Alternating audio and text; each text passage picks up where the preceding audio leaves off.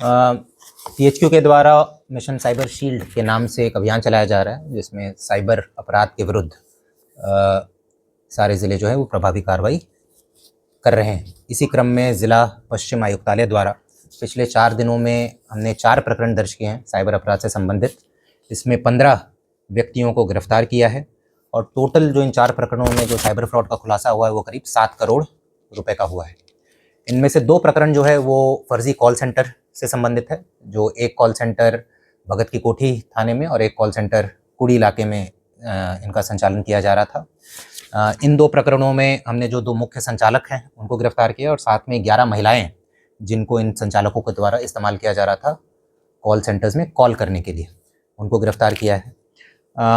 एक तीसरा जो प्रकरण है वो भी 10 तारीख को बासनी थाना में दर्ज हुआ था, जिसमें करीब 42 लाख रुपए का एक वृद्ध आदमी को ब्लैकमेल करके फर्जीवाड़ा किया गया था। मामले की गंभीरता को देखते हुए हमने एक 5 सदस्यीय टीम का गठन किया था और इसका जो मुख्य आरोपी है वो वेस्ट बंगाल है, जो कि करीब यहाँ से 2000 किलोमीटर दूर है। वहाँ पर जाकर हमने गिरफ्तारी की है और उससे कुछ कैश भी बरामद किया है और बाकी क्रेडिट कार्ड डेबिट कार्ड्स बरामद हुए हैं। चौथा जो प्रकरण है वो कुड़ी थाने में दर्ज हुआ था।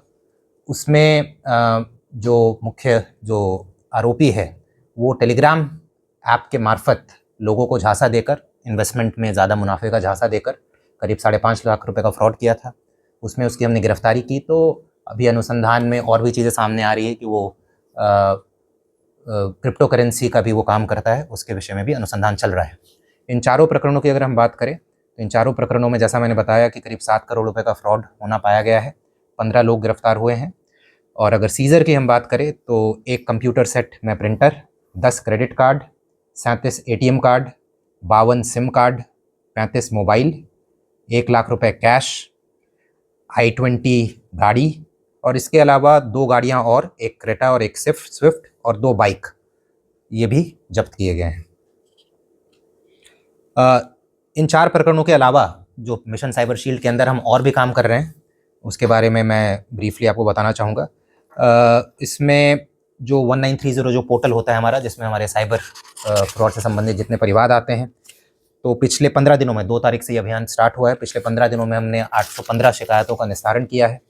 साथ ही साथ 203 मोबाइल नंबर और 799 IMEI नंबर जो कि साइबर फ्रॉड्स में इस्तेमाल हो रहे थे उसको हमने चिन्हित किया और इनको ब्लॉक कराया है। अभी तक 83 जो गुमशुदा मोबाइल होते हैं जिनका गुम हो जाता है या चोरी हो जाता है, हमने अभी तक 83 ऐसी मोबाइलों को भी बरामद किया है। और साथ में एक जन जागरूकता अभियान भी स्कूल कॉलेजेस में जाकर हम निरंतर रूप से चला रहे हैं। सर, कितने जो हमने प्रारंभिक अनुसंधान में आया पिछले 2 सालों से चल रहा था, पिछले 2 सालों से ये चल रहा था और इनका जो MO था ये बेसिकली एक ब्रेकडाउन सर्विस सेंटर, जैसे आपकी गाड़ी ख़राब हो जाती है तो आप कॉल करते हो कि भाई मेरी गाड़ी ख़राब हो गई है, तो ये एक कंपनी है, मैं अभी नाम नहीं लेना चाहूँगा, उस कंपनी से लोगों का प्राइवेट डेटा लेते थे कि भाई किसकी गाड़ी कहाँ पर है, किस तरीके की गाड़ी है, कहाँ लोकेशन है, और फिर महिलाओं को रिक्रूट करते थे कॉल सेंटर के लिए, फिर उनको कॉल करते थे और फिर बताते थे कि भाई आपको 3,500 से 4,000 में इस तरीके का हम एक कार्ड देंगे, आपकी गाड़ी कभी भी ख़राब हो तो आप हमें सूचना देंगे तो हम तुरंत वहाँ पर हमारा आदमी आ जाएगा रोड साइड। और इस तरीके से वो बेच देते थे 3,500 से 4,000 रुपये में, मगर फिर उसमें जो कार्ड वो देते थे और जो नंबर देते थे वो फर्जी होता था, वो फिर लगता नहीं था। तो इसमें ये महिलाओं को 3,500 से 4,000 का अगर आप ब्रेकअप देखेंगे तो महिलाओं को 700 रुपये पर कस्टमर मिलता था। जिस कुरियर से ये भेजते थे या कुरियर वाले को जिसको भेजते थे वहाँ कार्ड डिलीवर करने के लिए उसको 100 से 150 रुपये देते थे। जिस कंपनी से ये प्राइवेट डेटा परचेज करते थे 5 रुपये पर कस्टमर के हिसाब से उन्हें उस प्राइवेट डेटा का पैसा देते थे। अभी वो अनुसंधान कर रहे हैं, बट जो टोटल वैल्यू जो अभी हमने प्रारंभिक तौर पे जो इनके बैंक स्टेटमेंट्स देखे और जो पूछताछ में सामने आया है, टोटल वैल्यू अगर इन कॉल सेंटर्स का बात करें तो करीब 6.5 करोड़ है। 6.5 करोड़ की पिछले 2 सालों में इन्होंने ठगी अभी तक करी। 1 लाख रुपया पूरे 4 माह में रिकवर हुआ है, वो बंगाल से, ये 1 लाख रुपए बंगाल वाला है, ये बंगाल वाला है। बाकी प्रकरण वाइज जो सीजर है वो प्रेस नोट में लिखा हुआ है कि प्रकरण वाइज किस प्रकरण में क्या सीजर है।